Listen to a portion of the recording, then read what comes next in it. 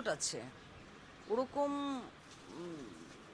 দর্শক প্রিয়তা অর্জন করার মতো নায়িকা নেই। আর আমি পার্সোনালি যে মন্তব্যটা করতে চাই যে বাংলাদেশের যে কোনো নায়িকার সাথে যখন সে কাজ করে তাকে জড়িয়ে যে স্ক্যান্ডেলগুলি হয়, এই স্ক্যান্ডেল থেকে হয়তো বা পরিত্রাণ পাবার জন্য সাকিব খান বাইরের শিল্পীদের প্রতি ঝুঁকে পড়েছে।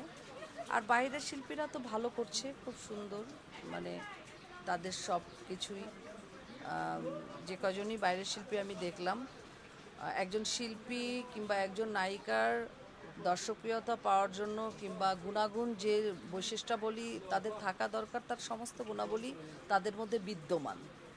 সো বাইরের শিল্পীরা আসছে, সাকিব খান গ্রহণ করছে, এটাও অন্যতম কারণ হতে পারে। কয়েকটা বিষয় জানতে চাই। আপনি একজন সিনিয়র অভিনেত্রী, সেই ক্ষেত্রে আপনি তো লক্ষ্য করেছেন শাকিব খান কতক্ষণ আগের দিন যেদিন তার সিনেমা দেখেছিল, দুই নায়িকাকে সে হাত দিয়েছিল, এই বিষয়টা নিয়ে আসলে সমালোচনা চলছে। আসলে এই বিষয়টা আপনাদের কাছে কেমন লাগছে, আসলে কি বলবেন? আম, হাত ধরাধরি কিংবা স্পর্শ করা, এটা সব বিভিন্ন সময়ে বিভিন্ন ক্ষেত্রেই দেখা গেছে। শাহরুখ খানের ক্ষেত্রেও দেখা গেছে, সালমান খানের ক্ষেত্রেও দেখা গেছে।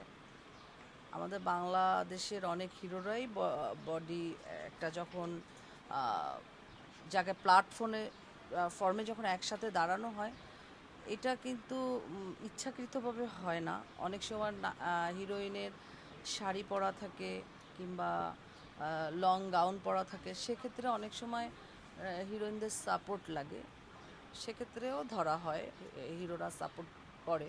আমাদের বেলায়ও করেছে, আমরাও যখন অভিনয় করেছি অনেক সময় হাত ধরে ধরে আমরা শুটিং স্পটে গেছি, হাই হিল পরেছি দেখে। তো সেদিন যে বিষয়টা আমি ভিডিও ক্লিপস দেখেছি, তো আম, আমি বলবো যে বিষয়টা একটু দৃষ্টিকটই ছিল।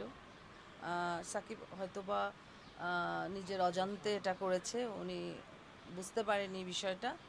তো আমি বলবো যে আজকে হাত ধরাধরি কিংবা বডি টাচ অনেক ক্ষেত্রেই হয়ে থাকে, সেটা যতটুক দোষারোপ দেওয়া হবে না, কিন্তু একজন সুপারস্টার মেগাস্টার যখন কাজটি করবে সেই দিকে আঙ্গুল তুলে তাকাবে সবাই, যেটা শাকিব খানের ক্ষেত্রে হয়েছে।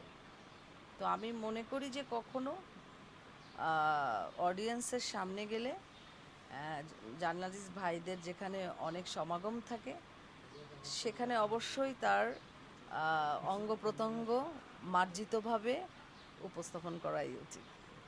একটা বিষয় জানতে চাই, সেটা হচ্ছে যে আমরা দেখি যে রূপালী পর্দা থেকে শুরু করে ডিজিটাল এই সময় পর্যন্ত পরিয়াপু তার নিজের যে স্টাইলিশ সেটা ধরে রেখেছে। অনেকেই জানতে চায় আসলে পরিয়াপুর লাইফস্টাইলটা কীভাবে কাটে দৈনন্দিন, আসলে একটু জানতে চাই। আম, আমরা তো